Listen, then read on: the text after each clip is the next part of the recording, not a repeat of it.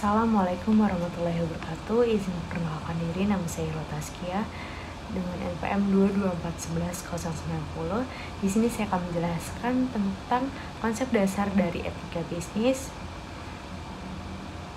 dari mata kuliah etika bisnis.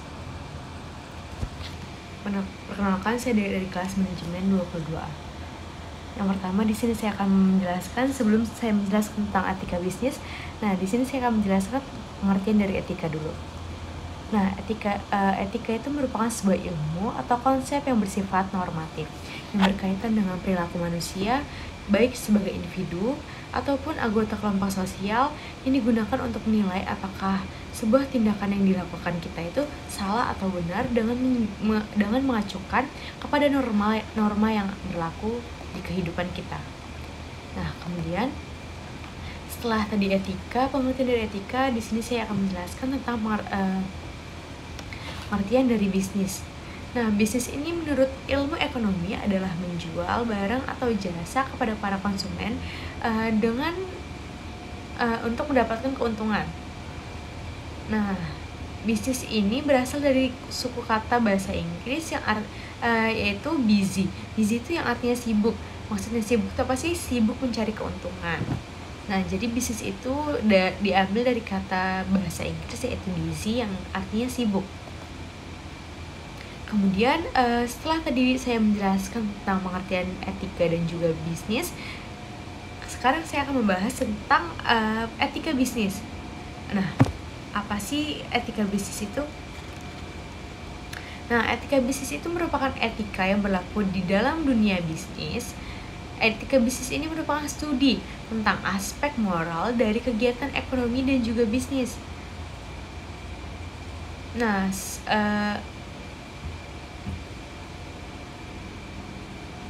Pengertian etika bisnis ini dapat dibedakan menjadi 3, yaitu secara makro, meso, dan juga mikro. Secara makro, etika bisnis ini mempelajari aspek-aspek moral dari sistem ekonomi secara keseluruhan. Kemudian secara meso, etika bisnis ini mempelajari masalah-masalah etis di bidang organisasi. Kemudian secara mikro, etika bisnis ini difokuskan pada hubungan individu dengan ekonomi dan juga bisnis. Di sini tuh ada masalah yang ada di dalam masalah etika dalam bisnis.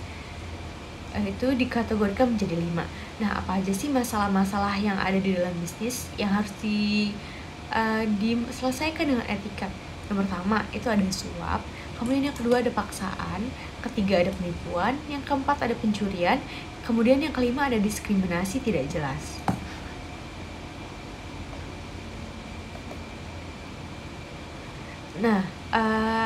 Masalah yang pertama yang ada di dalam bisnis itu, masalah etika yang ada di dalam bisnis yang pertama yaitu adalah suap. Suap itu merupakan tindakan berupa penawaran, kemudian memberikan atau meminta sesuatu yang berharga dengan tujuan mempengaruhi tindakan seseorang pejabat dalam melakukan kewajiban publiknya.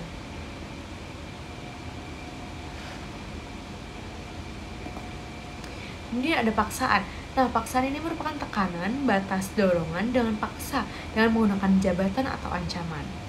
Kemudian yang ketiga ada penipuan. Penipuan di sini adalah tindakan memperdaya atau menyesatkan yang disengaja dengan mengucapkan atau melakukan kebohongan. Kemudian ada pencurian. Pencurian ini merupakan tindakan mengambil sesuatu yang bukan haknya. Kemudian ada diskriminasi tidak jelas, yaitu adalah perlakuan tidak adil atau penolakan terhadap orang-orang tertentu yang disebabkan oleh ras, jenis kelamin, kewarganegaraan atau agama.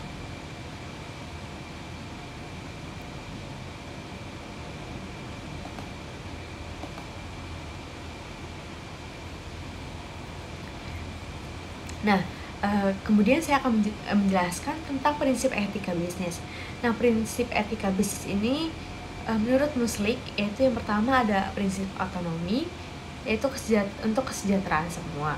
Kemudian yang kedua ada prinsip kejujuran, yang ketiga ada prinsip tidak berniat jahat, yang keempat ada prinsip keadilan, terus yang kelima ada prinsip hormat pada diri sendiri atau menjaga citra atau nama baik bisnis yang kita punya.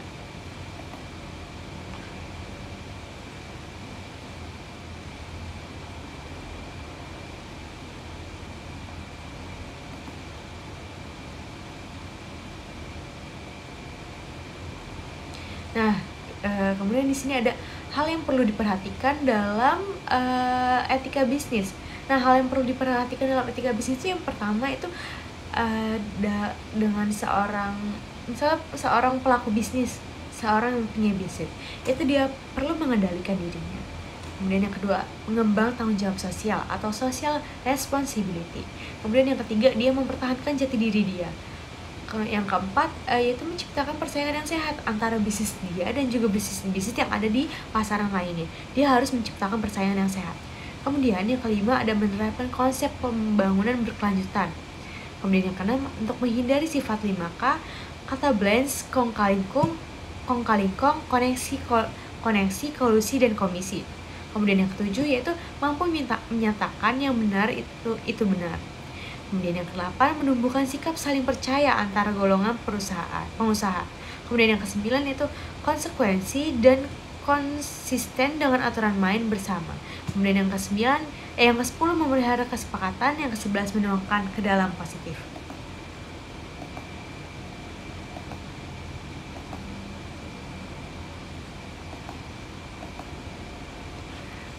Baik, itu saja yang dapat saya sampaikan dalam materi teori etika bisnis. Kurang lebihnya saya mohon maaf. Saya akhiri. Wassalamualaikum warahmatullahi wabarakatuh.